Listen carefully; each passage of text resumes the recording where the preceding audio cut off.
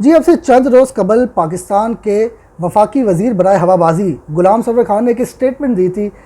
Floor of the assembly उन्होंने एक बात की थी कि पाकिस्तान में तकरीबन 262 ऐसे पायलट्स हैं जिनके पास जाली लाइसेंस है, जिसके बाद काफ़ी शोर और शराबा भी हुआ था और इंटरनेशनल मीडिया ने भी पाकिस्तान की जो इस स्टेटमेंट थी पाकिस्तानी अथॉरिटीज़ की जानिब से उसको बड़ा उछाला और वो इस चीज़ को काफ़ी देख रहे थे कि पाकिस्तानी जो पायलट्स हैं वो अगर पूरी दुनिया में फ़्लाई कर रहे हैं और उनके पास जाली लाइसेंस है तो वो पूरी दुनिया के लिए ख़तरा है। तो इसको अल जज़ीरा, फॉक्स न्यूज़ और इसके अलावा CNN ने भी जो इस इशू है उसको काफ़ी उठाया। आज इस इशू पे बात करने के लिए हमारे साथ एक कैप्टन मौजूद हैं, कैप्टन तामी नदीम। इनसे बात करते हैं। अस्सलाम वालेकुम तामी भाई, कैसे हैं आप? वालेकुम सलाम, ठीक ठाक। अच्छा तामी भाई, सबसे पहले एक बात ये कि बात हुई है कि फ़ेक लाइसेंसेस हैं 262, तो पहले आप मुझे प्रोसीजर बताएं कि ये लाइसेंस इशू किस तरह किए जा सकते हैं ताकि उसमें पता चले कि जो फेक लाइसेंस है वो किस तरीके से इशू हुए हैं। देखें, सबसे पहला प्रोसीजर तो ये होता है कि हमारे पास जो भी कोई नया स्टूडेंट आता है उसके हम डॉक्यूमेंट्स वगैरह सब जमा कराते हैं सिविल एविएशन अथॉरिटी, प्लस उन डॉक्यूमेंट्स आपके स्पेशल ब्रांच और IB के डिपार्टमेंट्स में भी जाते हैं। तो पहली बात तो ये होगी कि वो उनके जो डॉक्यूमेंट्स हैं IB और स्पेशल ब्रांच से क्लियरेंस होके आते हैं। उसके बाद वो लड़का जो है 200 आवर्स की फ्लाइंग करता है। उसके 3 स्टेप्स होते हैं। सबसे पहले तो उससे इशू होता है स्टूडेंट पायलट लाइसेंस, उसकी बेस पे वो 40 आवर्स फ्लाइंग करता है। उसके बाद वो देता है 8 पेपर्स जो कि होते हैं प्राइवेट पायलट लाइसेंस के लिए। वो 8 पेपर्स पढ़ता है, देता है, सारे क्लियर करता है। उसके बाद उसका फ़्लाइट चेक लिया जाता है। जब वो फ़्लाइट चेक लिया जाता है तो वो उसके सारे डॉक्यूमेंट्स बन के वापस जाते हैं सिविल एविएशन अथॉरिटी और वहाँ फिर वो लाइसेंस बन के वापस आ जाता है। उसके बाद उसकी फ्लाइंग स्टार्ट होती है कमर्शियल फ्लाइंग। ठीक है, जब कमर्शियल फ्लाइंग स्टार्ट होती है तो 150 आवर्स करने होते हैं और उसमें भी दोबारा 8 पेपर्स देते हैं जो कि सिविल एविएशन अथॉरिटी को ही दिए जाते हैं। और जब वो पेपर्स क्लियर होते हैं और उसको सारा इशू हो के सीन, तो फिर उसको कमर्शियल पायलट लाइसेंस मिल जाता है। अच्छा, पेपर्स देना लाजमी है? हर पायलट जो लाइसेंस आपको इशू था उसके लिए पेपर्स देना लाजमी है? जी, उसको मुझे एक बात इस पर बताएं कि इस वक्त जो इशू उठाया जा रहा है कि तकरीबन 262 लोग हैं पाकिस्तान एयरलाइन के समेत जो दूसरी एयरलाइन है पाकिस्तान में जो ऑपरेट हो रही है उनके, तो किस जगह पे ये प्रॉब्लम आ रही है? किस चीज़ को उन्होंने बेस बनाया है कि यार ये चीज़ है और इस पर ये फेक लाइसेंस है? बेसिकली जो अगर आप CPL का आपने बताया CPL पे अगर 150 घंटा एक बंदा कर लेता है, जो आवर्स हैं वो कर लेता है, तो उस पर उन्होंने इशू बनाया या कोई और भी आपके इस तरह के टेस्ट हैं? नहीं, हमारे फ्लाइट चेक्स भी होते हैं। जब एक लड़का 40 आवर्स करता है तो उसका PPL का फ्लाइट चेक होता है। जब वो 100 आवर्स और कर लेता है तो उसका CPL का फ्लाइट चेक होता है। फिर 50 आवर्स और करता है तो उसका इंस्ट्रूमेंट रेटिंग का फ्लाइट चेक होता है। उसके बाद आता है आपका ATPL का लाइसेंस। जब वो 1500 घंटे पूरे करता है और मजीद 8 और पेपर्स पास करता है, वो भी सिविल एविएशन अथॉरिटी को जो वो देता है, जो कि सबसे मुश्किल पेपर्स हैं हमारे सिविल एविएशन पायलट अथॉरिटी में। और उसका फिर एक फ्लाइट चेक होता है 2 घंटे का, और जो काफ़ी टफ होता है। तो इसकी बेस पे अगर आप किसी को कहें कि उसका फेक लाइसेंस है या कुछ भी है, तो मेरे मानने में ये बात नहीं आती। नहीं, अगर फेक लाइसेंस की बात करें तो फेक लाइसेंस वैसे हो सकते हैं या नहीं? यानी एक बंदा जहाज उड़ा रहा है, जहाज उड़ाना हर किसी के पास की बात नहीं है, क्योंकि उसके लिए बाकायदा ट्रेनिंग तो लेनी पड़ती है। ट्रेनिंग तो लेनी पड़ती है। ठीक है, आपने कैपेबिलिटी देखनी हो, इधर उसके लाइसेंस देखना है या उसकी कैपेबिलिटी देखनी है। अब कैपेबल है वो, लाइसेंस उसके पास है या नहीं है, ये किस तरीके से पता चलेगा? ये तो आपको सिविल एविएशन अथॉरिटी बताएगी, क्योंकि जो कंफर्मेशन है लाइसेंस की और जो अकाउंटेबिलिटी है वो सिविल एविएशन अथॉरिटी आपको देगी। अब गवर्नमेंट में जो उन्होंने बात की कि फेक लाइसेंसेस हैं, इसका जो मतलब है वो ये है कि जी वो बंदा उठ के आया घर से और उसने अपने घर में बैठ के लाइसेंस छाप लिया, जो कि बिल्कुल ऐसी बात नहीं है। उसमें कुछ ऐसी चीज़ें हैं कि कुछ लोगों ने शायद पैसे दे के अपने पेपर्स क्लियर कर लिए, घंटे उनके ओरिजिनल थे, कुछ लोगों ने घंटे पूरे किए, फिर उनकी कोई सिफारिशें थी सिविल एविएशन अथॉरिटी में ही जिसकी वजह से उनके पेपर्स क्लियर हो गए। तो उसकी बेस पे इसको फेक लाइसेंसेस कहा जा रहा है, बल्कि उन लाइसेंस किसी की भी फेक नहीं है, उनकी बेसिकली पेपर्स पैसे देके क्लियर किए गए हैं। अच्छा तामी भाई, मुझे ये बताएं, आपने तो बात की है, फर्ज करें आप अगर जो नया जो पायलट है वो जाता है इंटरनेशनल एयरलाइन में अपने CV लेके, उसको तो वो जो है डिस्पोज ऑफ कर देंगे। बिल्कुल। मगर जो इस वक्त ऑन ड्यूटी इस वक्त लोग हैं पाकिस्तान के, क्योंकि पूरी दुनिया में जितने भी एयरलाइंस है सब में पाकिस्तानी पायलट्स मौजूद हैं, उनका क्या फ्यूचर है? उनका देखें, वहाँ बाहर के एयरलाइंस में इतना कोई खास फ्यूचर रहेगा नहीं इस चीज़ के बाद, जो यहाँ बाहर TV पे और मीडिया पे, क्योंकि आपको पता है international media CNN, Al Jazeera, BBC, इसी बात कितनी उछाली जा रही है। उनको वहाँ हर लोग पता नहीं किस नज़रों से देखेंगे कि जी आपके लाइसेंसेस जाली हैं, आप बहुत ही इनकॉम्पिटेंट से लोग सोचेंगे और फिर उनको निकालने भी करेंगे। क्योंकि एक तो पहले लोग निकाल रहे थे कोरोना की वजह से, ठीक है, और दूसरा उन्हें एक और मौका मिल गया, हिट लिस्ट पे सबसे पहले टॉप पे पाकिस्तानी लोग आ गए। क्योंकि कुछ साल पहले फ़िलीपींस में ये हुआ था कि जी लाइसेंस जाली करार दिए गए थे। तो हमारी जो इंटरनेशनल सिविल एविएशन ऑर्गेनाइजेशन एक अथॉरिटी है जो मतलब almost half of the world को एविएशन को कंट्रोल करती है और रेगुलेटरी अथॉरिटी है, उन्होंने फ़िलीपींस पे 5 साल का बैन लगा दिया था, और उस बैन के दौरान जो फ़िलीपीन लाइसेंस थे पायलट्स के, ना उन्हें कहीं जॉब्स मिलती थी बाहर, और ना ही उनके लाइसेंसेस कहीं कन्वर्ट किए जा सकते थे। फॉर एग्जांपल, अगर मैं फ़िलीपींस का लाइसेंस है मेरे पास, मैं कहीं बाहर कन्वर्ट कराने चाहता हूँ कि चलें ये तो मेरा जाली है पर मुझे कन्वर्ट कर दें, वो कन्वर्ट भी नहीं होता था। यानी अगर पाकिस्तानी गवर्नमेंट यानी पाकिस्तानी अथॉरिटीज़ हैं सिविल एविएशन के साथ मिलके जी इस चीज़ को इन्वेस्टिगेट करती है कि पाकिस्तान में जो इन्होंने लिस्ट दी है जी वो वाकई फेक लाइसेंस है, जी तो हम इस सेटबैक के लिए तैयार हैं। जी बिल्कुल।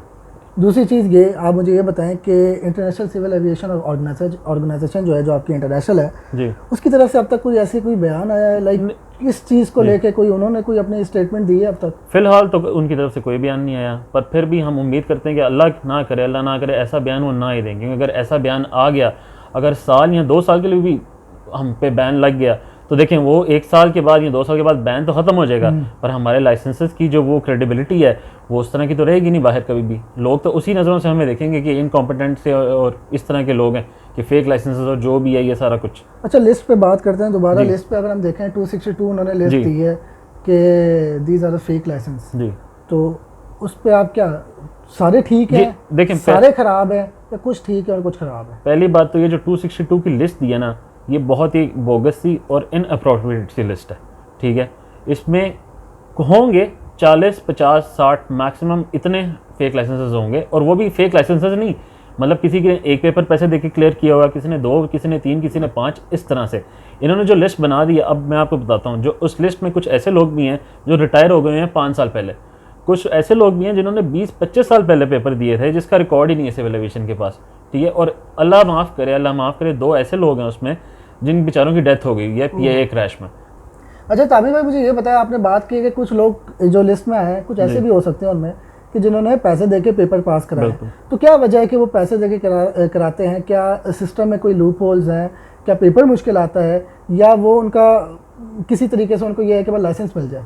बेसिकली हमारे जो पेपर्स का कॉन्सेप्ट है ना, ये उठाया गया है आपका यूरोपियन साइड से, जो यूरोपियन सिविल एविएशन अथॉरिटी है, उसको आप कहते हैं जार्स, ठीक है। अब यूरोप में जो आपके पेपर्स का कॉन्सेप्ट चल रहा है वो चल रहा है ऑलमोस्ट 6th एडिशन, जो पूरा हमारा क्वेश्चन बैंक होता है जहाँ से आप पेपर की तैयारी करते हैं। जबकि पाकिस्तान में जब ये उठाया गया था वो एक 1st एडिशन है, वो आज तक कभी भी रिव्यू नहीं किया गया। उसमें से कितने सवाल ऐसे हैं जिनके ऑप्शंस गलत हैं, जिनके आंसर्स गलत हैं, और वो बस एक इस तरह से सिस्टम बना दिया गया कि आप बैठते हो, आपने बस रटना है उस क्वेश्चन बैंक को रटना है और आपने जाके पेपर दे देना है। बहुत ही टाइम कंज्यूमिंग और टाइम वेस्टिंग है, कुछ भी लॉजिकल सवाल नहीं है उसमें।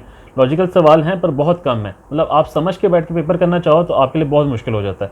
तो इसलिए ज़्यादातर लोग इसी चीज़ को ऑप्ट करते हैं, या तो अगर जिसके पास टाइम है वो रट्टा मार के पेपर क्लियर कर आएगा, ठीक है। और अगर जिसके पास टाइम नहीं है, फॉर एग्जांपल अगर मैं एयरलाइन में हूँ, मेरी फ़्लाइट्स हैं कहीं भी इधर उधर यहाँ वहाँ, तो उन्हें ये ऑप्शन आसान नज़र आया कि पैसे दे के पेपर पास कर दिया जाए। अच्छा, इसका मतलब फिर ये हुआ कि सिविल एविएशन का कसूर है, इसमें पायलट्स का कसूर नहीं है जी। जो गवर्नमेंट अगर बात करती है तो वो सिविल एविएशन को टोंट करे या सिविल एविएशन को पॉइंट आउट करे, पायलट्स को ना करे। इसी चीज़ से आप ये कहना चाह रहे हैं आप? नहीं, बेसिकली कसूरवार तो दोनों है, ठीक है। अगर तो सिविल एविएशन ने एक चीज़ को रिव्यू नहीं किया और वही पेपर सिस्टम उन्होंने इंट्रोड्यूस कराई रखा, पर अब इसका ये मतलब भी नहीं है कि आप पैसे देके पेपर पास कर लें। अब उनके पास पैसे थे तो उन्होंने पैसे देके पेपर पास कर लिए, पर जो बेचारों ने पैसे देके पेपर पास नहीं किए वो लोग भी तो हैं अभी यहाँ बैठे हुए। जो भी इनका है कॉन्सेप्ट वगैरह ये क्लियर होना चाहिए सिविल एविएशन तो जो असल लाइसेंस होल्डर है, जिन्होंने मेहनत की है, जिन्होंने अपने जो 1500 घंटे हैं, जो 1500 फ्लाइट आवर्स हैं वो पूरे किए, उनका क्या मुराल है? यानी आपने 262 लोगों को बता दिया कि ये जाली है, जाली, और आगे ये लोगों के जहन में, क्योंकि हमारी एक साइकी है कि अगर 262 जाली है तो समझो सारी जाली है, सबको चेक करो। ये ऐसा होता रहे। अगर हम देखें मुख्तलिफ पीछे अगर देखें तो कोई एक चीज़ जाली है तो कहते हैं जी सबको चेक करो, सारे जाली हो सकते हैं। तो इससे जो पायलट है, क्योंकि पायलट जैसे अभी एक रिपोर्ट इन्होंने दी कि जो कराची वाला क्रैश हुआ है वो साइको बंदा था, यानी जो पायलट था उसको साइकोलॉजिकल थोड़ी सी प्रॉब्लम्स थी। तो इससे जो पायलट्स हैं उनको साइकोलॉजिकल क्या प्रॉब्लम्स आएंगी, क्या मोराल किस तरह रहेगा उनका? ये न्यूज़ अभी मार्केट में आई है और इंटरनेशनल मीडिया पे आई है, इससे पायलट्स का मोराल तो बहुत ज़्यादा डाउन होगा। मतलब जो भी पायलट अभी फ्यूचर पायलट्स हैं, जो पायलट्स बनने की सोच रहे हैं, जो भी हमारे स्टूडेंट्स हैं, वो इस फील्ड को ऑप्ट नहीं करेंगे। और जो करंट पायलट्स हैं ऑब्वियसली उनका मोराल भी डाउन होगा, क्योंकि आप देखें पहली जॉब्स नहीं है एविएशन में पायलट्स के लिए, और ऊपर से ये न्यूज़ तो बाहर के मुल्कों में भी और पाकिस्तान में भी ये मोराल काफ़ी डाउन करेगी पायलट्स के लिए।